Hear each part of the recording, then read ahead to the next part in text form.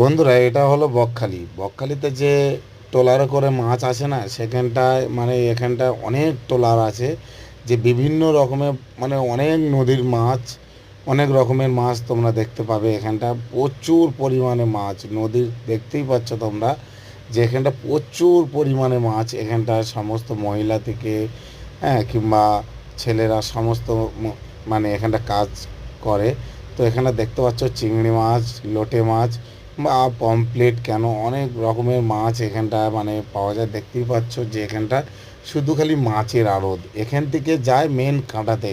ঠিক আছে বন্ধুরা, তো যাই হোক, বকখালি ব্লগটা তোমাদের মাঝে আমি খুবই কম সময়ের মধ্যে নিয়ে আনবো।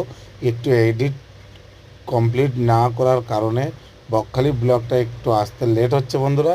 তো বন্ধুরা, অবশ্যই তোমরা দেখো বকখালি ব্লগটা। তো আসলাম, টাটা, ভালো থেকো, সুস্থ